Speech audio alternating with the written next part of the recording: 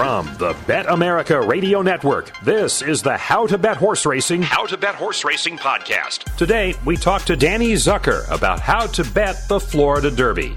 Now, here's your host, Ed DeRosa. It's the $1 million Florida Derby and 100 points to the winner, Ed DeRosa, discussing the race with Danny Zucker of Predictiform. And we have some good horses, Danny, but not necessarily a good betting race. Yeah, very, very difficult betting race, Ed, for sure. The race, I do think, in terms of talking about how to bet it, starts and ends with the presumptive favorite and on the rail, and that's Hidden Scroll. And even though we're not too excited, Danny, about maybe betting this race, I did want to ask you a very specific sort of form question and how Predictiform approaches a horse. Huge debut, clear regression next out, at least on the Brisnet and Ragozin speed scale, but Predictiform takes in some other things into account.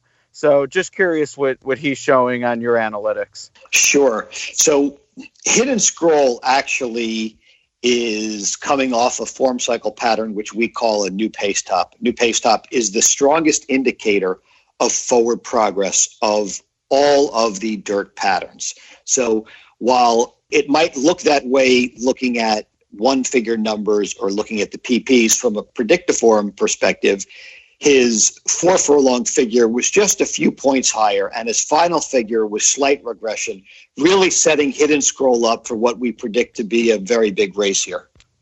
All right. That's actually somewhat music to my ears. I mean, I don't love him. I think he'll be an underlay, but I really don't like him in the Kentucky Derby and what would be his 4th career start. So a big win here would mean a small price in 5 weeks. What do you think about his development toward the Kentucky Derby, though? Because if he does win here, he's going to be one of the favorites.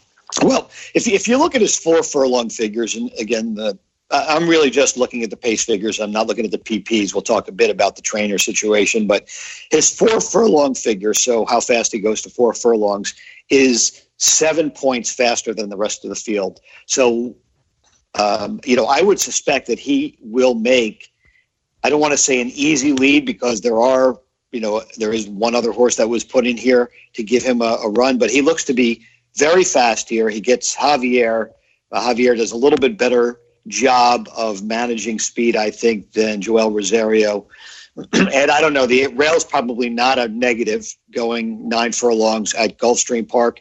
So I would suspect Hidden Scroll will run his race, have the front end to himself, and looks like a logical favorite here. All right. Last race that he did come back to the field, blistering pace. Brisnet noted it 16 points faster than would have been expected at the first call, and he was right there with the next out stakes winner, I might add, and Gladiator King. Anything in the numbers for the rest of the field indicate a similar fast pace, or as you said, I guess he should get a much better run this time. It really does look like that. Again, his 4 furlong figure is 85. Hard Bell, who was put in here, a little bit of a rabbit, hasn't run an 80 yet. Maximum Security ran a 77 for 4 furlongs. So as I said, I think he's going to get a relatively easy lead. The thing you don't know about Hidden Scroll is whether this is a horse that just will run off, and it doesn't matter what jock you have. The horse will just keep going as fast as it can for as far as it can, right? And That's what we're trying to figure out. Well, you alluded to the trainer. Any clues? Certainly Bill Mott, world-class, one of the best ever horsemen. Can he rein this one in? When I was thinking about the trainer, I wasn't actually even thinking about Mott. What I was referring to is the fact that Pletcher has won the race last 4 or 5 times, or 4 or 6 times, right? And you have a horse in here current to the outside of Hidden Scroll who, by the numbers, looks to be unplayable. Has one race as on dirt, ran a 69 in negative pattern, surrounded by a bunch of average performances on turf, but the horse is going to get moved up because of Todd Pletcher. And this is why I find the race so challenging, because there's nothing in here that makes me like current, except for the fact that when a trainer gets hot and wins the same race over and over again, it has to be considered. Yeah, no, he knows how to point here. And Manny Franco, not big numbers at Gulfstream, but a cagey jockey in his own right, and worth noting he is 8 for 14 with Pletcher the last 2 months. So that agent seems to know when Pletcher has a live one. Speaking of trainers moving horses up, Jason Service started Maximum Security for a $16,000 tag. Horse ran off the screen, and he did it again twice in a row, but now he's stretching out to 1.8 miles. The figures are gaudy, but how do you think he fits here in his stakes debut? Right. So just a little bit of history now, the history lesson in the Florida Derby from a pace figure perspective. We started making figures in 2013, so we can go all the way back to Constitution in 2014 and talk about Constitution, Materiality, Nyquist, Always Dreaming, and Audible. The last 5 winners of the Florida Derby have all run a pattern before the Florida Derby: a double top, a soft, a double top, and 2 reversals.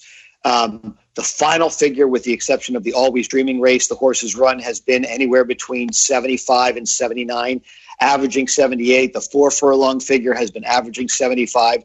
So if you were to look at history would point you towards a reason why you could back Maximum Security. Now, I was talking earlier about Hidden Scroll. I'm talking about Maximum Security.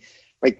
I already, like, the hair is standing up on the back of my neck talking about favorites and the fact that they look to be the standout horses in the race, which is why I said in the beginning I'm really not crazy about the race as a betting race. From a Maximum Security standpoint, again, with pace figures and with predictive form, we're not really looking at class. We're just looking at these various form cycle patterns. And from a pattern perspective, Maximum Security certainly fits. And we know horses coming off 7 furlongs can win the race. I mean, Nyquist did it just a couple years ago. Yeah, no, excellent point. I would say the one thing I might look at, New Year's Day, who did win the Breeders' Cup Juvenile, going a mile and a 16th, but his progeny, and it's a small sample size, so maybe this is the one, but admittedly, they have not really gone on with it to the classic distances. So that's somewhat of a concern at the price, but Gulfstream's pretty kind to those who are in position turning for home, and he sort of fits that. And I put his fair odds at 9-2 or 5-1, and I'm not sure we're going to get that though. Right. I mean, I wouldn't bet him. I mean, I'm not going to bet him. I might pick him, but again, not a betting race for me. A horse like this that's performed really well, hasn't run this classic distance. Horse might fire and might not. And I like to see, if I'm taking a swing at a horse that is looking to do something it hasn't done before, I want to get more than 5-1. I just don't think you're going to get it here in this soft field. Yeah, no, I agree. I don't think you'll get that price either. Be remiss if we didn't talk about the Fountain of Youth Exacta. We talked about the 4th place finisher, beaten favorite Hidden Scroll. Certainly on paper, Code of Honor and Bourbon War seemed to have the race set up for them as good as it could have, and it did. And they came rolling late 1-2. I just don't see the same scenario unfolding here. Well, from a figure perspective, we would lean towards Bourbon War over Code of Honor. Bourbon War ran a new pace top very similar to Hidden Scroll, which is really setting the horse up for a forward move, especially at a longer distance. Final figures look to be a tad slow in here, so 72, 73, 74 instead of 77. But it's going to take 77 to win the race. So if Bourbon War steps up and wins the race, he could be somebody to look at in the Kentucky Derby. I mean, if Bourbon War wins the race, it's going to be coming off the pace in a reversal form and a positive, I would think. Like, I would take a deep look at Bourbon War for the Derby. Don't know how that horse is going to do. Same goes for Code of Honor. I mean, Code of Honor, again, Ed, we talked about this. Code of Honor was off a crappy race, but he ran a new pace stop. He came back and won the Fountain of Youth at like 6 or 7-1 off a new pace stop. I didn't even pick him, right? And he had the strongest pattern, 9-1. And he had the strongest dirt pattern for the company that I own in the figures that I make. So we've all been there. Right, exactly. So, right, I was very happy for all our subscribers and not very happy for me in this case. But to me, it looks like maybe Code of Honor fired that race and might have a little bit of regression here. Right. I'm glad you actually mentioned the Derby for Bourbon War, because much like I wouldn't mind to see Hidden Scroll run off here and get over bet in the Derby, I actually think maybe a clunk up second or third for Bourbon War, get enough points to get in the Derby with all the pace that appears might be on hand at Churchill on May 4th, I could see Bourbon War definitely being a player more so in 5 weeks at a much better price than he'll be here. So he's definitely one I'm watching. And from a Kentucky Derby perspective, I'm actually hoping he doesn't win.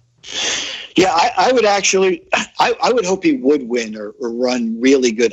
So from a final figure, the final figure that will win the Florida Derby will be 78, maybe 79, setting up a horse to go into the Derby and run an 80, which is what the Derby is going to usually takes. So I would think of all these horses that are running in this race, Bourbon War has the most to gain by running good. Do you know what I mean? So in other words, yeah, absolutely.